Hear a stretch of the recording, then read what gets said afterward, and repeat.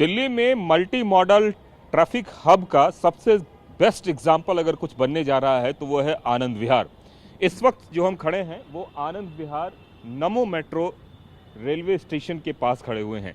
ये वो स्टेशन है जहां से इंटीग्रेटेड दिल्ली मेट्रो, इसके अलावे रेलवे और ISBT जहां से आप बस पकड़ सकते हैं, वो सारी चीज़ों का इंटीग्रेशन इस जगह पे मौजूद है।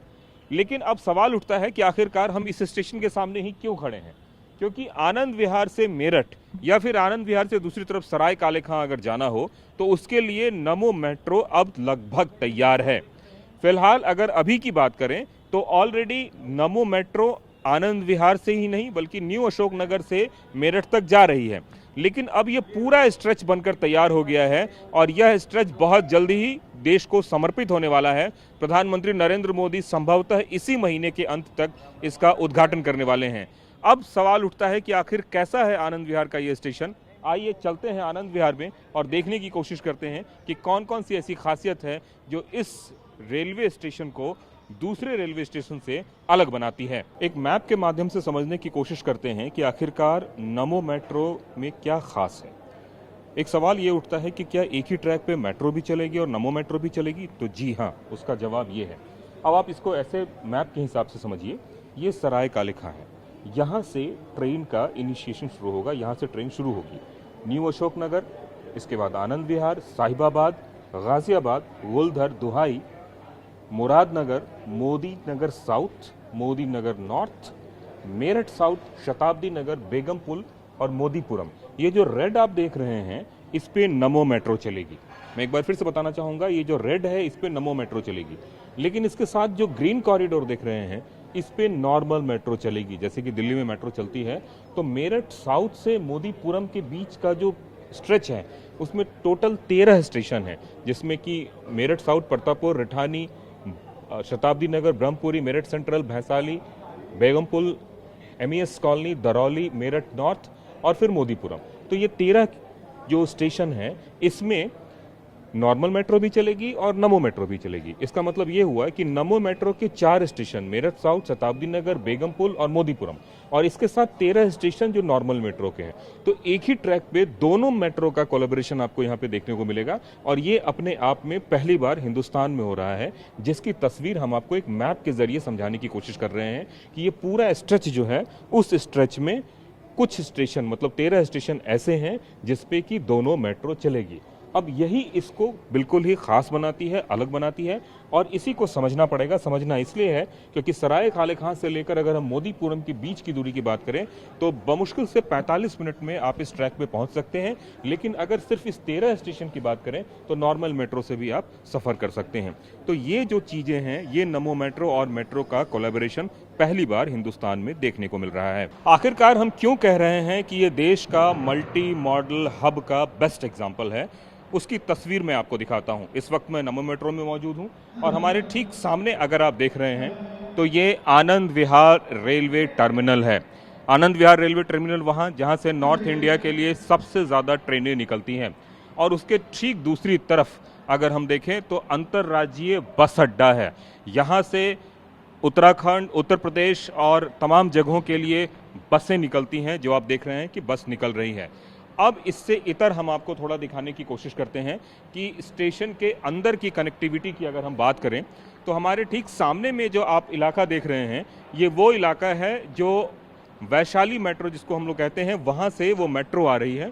और मेट्रो आने के बाद ये जो मेट्रो है वो यहाँ से नमो मेट्रो से कनेक्ट होगी। आप देखिए कि ये जो मेट्रो आ रही है इसका स्टेशन ठीक इसके ऊपर है। तो एक तरीके से इंट्रा कनेक्टिविटी अगर आप चाहें तो नमो मेट्रो से अगर आपको गाजियाबाद की तरफ नहीं बल्कि वैशाली, इंदिरापुरम की तरफ जाना है तो उसके लिए आप इसी जगह से कनेक्टिविटी कर सकते हैं। और ये नई कनेक्टिविटी आपको दिख रही है नमो मेट्रो और नॉर्मल मेट्रो की कनेक्टिविटी दिल्ली में जो है। यहाँ पे अलग अलग साइनेज बनाए गए हैं जिसमें कि लिखा गया है कि आप किधर जा सकते हैं, किधर नहीं। मसलन ये सामने आनंद विहार का इलाका है और इसके ठीक सामने में अगर आप देखें तो आप जब आएंगे मेट्रो स्टेशन में तो आपको लिखा होगा टुवार्ड्स UPSRTC बस अड्डा, towards Anand Vihar railway station, मतलब कि उत्तर प्रदेश का जो बस अड्डा है जो दूसरी तरफ है, जो हमारे सामने में आपको दिख रहा है, उस बस अड्डे पे भी अगर आपको जाना है तो इसके लिए प्रॉपर कनेक्टिविटी बनाई गई है। और इससे इतर अगर आपको आनंद विहार रेलवे स्टेशन की तरफ जाना है, जो तस्वीर मैंने आपको दिखाई, तो उस रेलवे स्टेशन के लिए भी यहाँ पे साइनेज बना हुआ है कि यहाँ से आप आनंद विहार मेट्रो स्टेशन और रेलवे स्टेशन दोनों के लिए आप जा सकते हैं। तो एक तरीके से एक जगह से हर जगह की कवायद एक तरीके से जो मैं बता रहा हूँ वो यहाँ पे आपको दिखेगी। और अब सवाल उठता है कि आप किधर से निकलेंगे। तो आपको सबसे शानदार जो यहाँ पे है, मेरठ सिर्फ 37 मिनट में और सराय काले खां सिर्फ 8 मिनट में, मतलब 37 और 8 को अगर आप प्लस कर दें तो 45 मिनट्स में आप सराय काले खां से मेरठ पहुंच सकते हैं। कैसे, इसके लिए आपको कहां से टिकट लेना पड़ेगा, ये सारी कुछ TV9 भारतवर्ष आपको तस्वीरों के माध्यम से दिखाने की कोशिश कर रहा है, जिसमें यह बताएगा कि आखिरकार कैसे आप पहुंचेंगे। मेरठ की अगर बात करें वहां पे, सराय काले खां की अगर बात करें तो वहां पे, तो टोटल जो स्ट्रेच की अगर हम बात करें तो अगर हम सराय काले खां से मेरठ जाना चाहते हैं तो उसके लिए 45 मिनट्स का वक्त लगेगा। लेकिन अलग अलग स्टेशंस हैं दिल्ली में जहां से कि आप ये ट्रेन ले सकते हैं। मसलन पहला सराय काले खां है, दूसरा न्यू अशोक नगर है, इसके बाद जिस जगह पे हम हैं ये आनंद विहार है। तो आनंद विहार सबसे ज़्यादा एक तरीके से कह सकते हैं कि फुटफॉल वाला जगह होने जा रहा है, जहां बड़ी तादाद में पैसेंजर्स आएंगे। पैसेंजर्स अलग अलग जगहों से आएंगे। मसलन अगर कोई नॉर्थ ईस्ट ट्रेन आ रही है तो वो भी आनंद विहार आएगी। इसके अलावा अगर कोई बस से आ रहा है उत्तर प्रदेश से तो वो भी आनंद विहार आएगी। इसके अलावा अगर कोई नोएडा की तरफ से मेट्रो से आ रहा है इंदिरापुरम के रास्ते से तो वो भी आनंद विहार आएगी। तो फुटफॉल के हिसाब से इस स्टेशन को कुछ ऐसा बनाया गया है जिससे कि भारी संख्या में भी लोग आएँ तो यहाँ पे किसी भी तरीके की कोई दिक्कत ना हो। नमो मेट्रो स्टेशन को इस तरीके से बनाया गया है ताकि वहाँ पे यूजर्स फ्रेंडली हो। मसलन अगर आप कुछ लेके आए हैं, अगर आप उसको कैरी करना चाहते हैं, रखना चाहते हैं, तो यहाँ पे एक स्मार्ट लॉकर भी बनाया गया है और इस स्मार्ट लॉकर में आपको कोई भी सामान आप रख सकते हैं, लेकिन डिपेंड करता है कि आप कितने देर तक रखना चाहते हैं।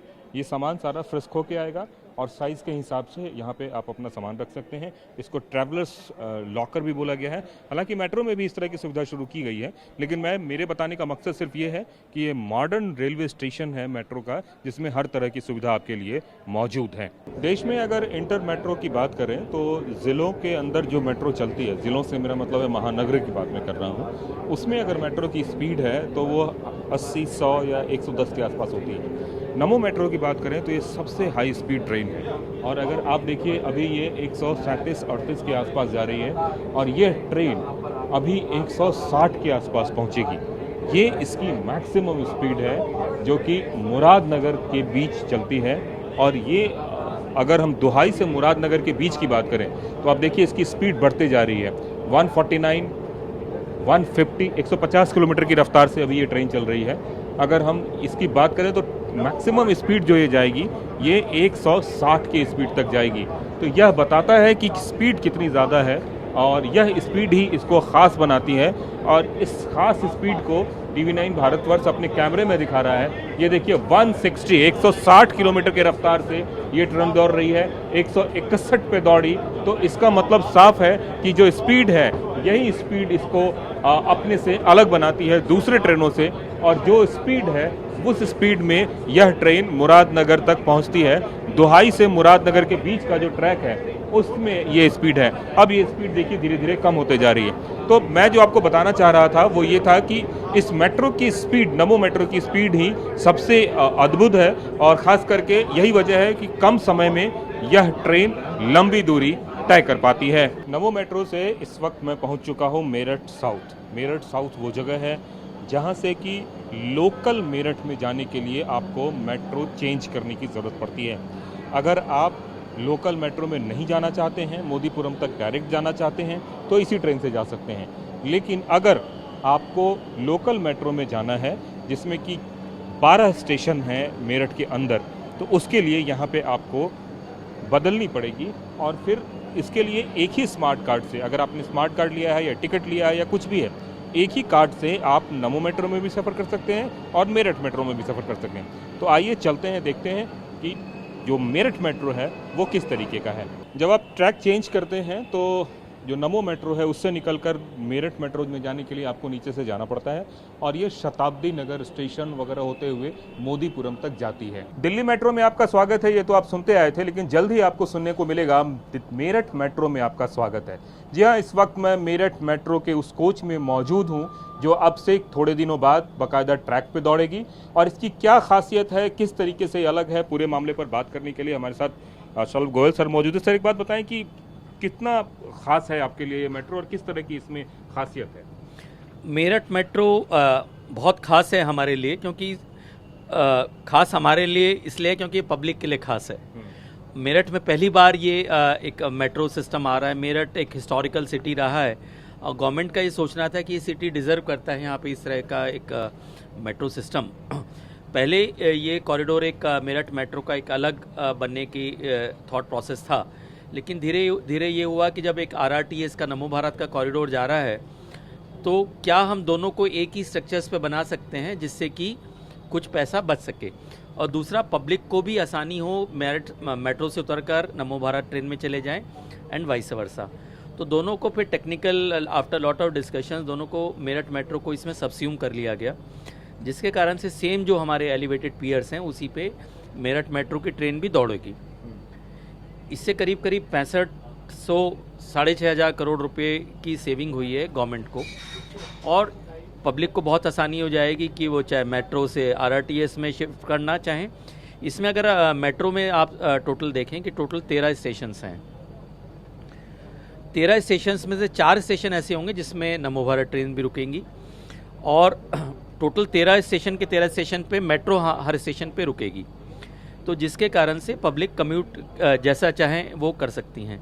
अल्टीमेटली मकसद ये है कि हमारा कि जब कभी भी हम ये कॉरिडोर चालू कर पाएंगे, which is expected shortly, Modipuram से दिल्ली हम लोग पब्लिक को करीब 1 घंटे के अंदर ले जा सकें, जिससे फ़ायदा मुझे लगता है ये होने वाला है कि आप दिल्ली में ना रह के मोदीपुरम या मेरठ या मोदी नगर या इस तरफ कहीं पे भी आप चाहें रह सकते हैं, शताब्दी नगर में रह सकते हैं और दिल्ली में आप नौकरी कर सकते हैं। स्टूडेंट्स जो हैं दिल्ली यूनिवर्सिटी में वाले पढ़ना चाहते हैं तो यहाँ से 1 घंटे का जर्नी है, बहुत कंफर्टेबल जर्नी है। आपने अपने कम्यूट में खुद एक्सपीरियंस किया होगा, पूरी तरह से एयर कंडीशन है। सर्दियों के मौसम में इसको टेम्परेचर अंदर कम सेट कर सकते हैं, 22 डिग्री 23 डिग्री, जबकि बाहर 4 डिग्री टेम्परेचर होगा। फॉग में भी ये गाड़ी 160 किलोमीटर पे चल सकती है, क्योंकि उसमें सिग्नलिंग सिस्टम यूज़ किया गया है ETCS लेवल 2। वो इंश्योर करता है कि अगर ड्राइवर को कुछ भी नहीं दिख रहा हो बाहर, तब भी वो अपने ड्राइवर डेस्क पे देख के गाड़ी को पूरी गति पे 160 किलोमीटर गति पे गाड़ी को चला सकता है। कितना मुश्किल था यमुना पार करना और उसके बाद सराय काले खां से आने वाले दिनों में कौन कौन से जगह पे इस ट्रैक को आगे ले जाने की योजना है? यमुना पार करना वाकई में मुश्किल था। यमुना पार करने के साथ साथ जो हमारी जो सड़क की क्रॉसिंग्स थी, बहुत सारे चैलेंजेस थे, क्योंकि जो चलता फिरता ट्रैफिक है, जो रोड ट्रैफिक है, उसको हम डिस्टर्ब भी नहीं कर सकते हैं। तो इसलिए काम करने के जो समय मिलता था वो भी बहुत कम मिलता था। और जो आप एलिवेटेड वायडक्ट के जो आप पियर्स देख रहे हैं या जो भी प्री कास्ट मेंबर्स देख रहे हैं, उसको कास्टिंग यार्ड से लेके आना, बहुत बड़े बड़े ह्यूज ट्रेलर्स पे लेके आना, फिर यहाँ पे उनको इरेक्ट करना, वो सब आसान नहीं था। But I am thankful to all the agencies including our contractors and so that we could do it. और आने वाले कौन कौन से सेक्शन हैं जिस पे काम होना है? आने वाले सेक्शंस अभी सैंक्शन होने बाकी हैं अभी, लेकिन उस पर डिस्कशन चल रहा है। एक है दिल्ली से नीमराना की ओर है, गुड़गांव से जाते हुए। दूसरा है दिल्ली से लेकर उधर करनाल की ओर, पानीपत सोनीपत से होते हुए जाएगा। एक आखिरी सवाल, कितना अगर हम कहें कि इसकी कैपेसिटी क्या रखी गई है और कितने सालों तक के लिए ये काम होगा? कैपेसिटी तो इसकी ह्यूज है। मैं कहना चाहूँगा कि ये इसमें सबसे अच्छी बात यह है कि जो हमारा सिग्नलिंग सिस्टम है, अभी हम जैसे गाड़ियाँ अभी 15 मिनट के अंतराल पे चला रहे हैं, फिर हमने उसको बीच में भी 10 मिनट कर दिया था। इसको हम लोग 4 मिनट तक लेके जा सकते हैं। तो कैपेसिटी तो अनलिमिटेड है, इसमें अभी कोई दिक्कत नहीं है। कम से कम 50-60 साल तक तो I think it can take care of all the traffic which is going to be there. तो निश्चित रूप से अगले 50 वर्षों के लिए ऐसा मेट्रो तैयार किया गया है जिसमें कि लोग सफ़र कर सकते हैं और 4 मिनट की फ्रीक्वेंसी पे आने वाले दिनों में इस मेट्रो में देखने को मिलेगी। कैमरामैन निरंजन के साथ कुमार कुंदन, TV9 भारतवर्ष, मेरठ।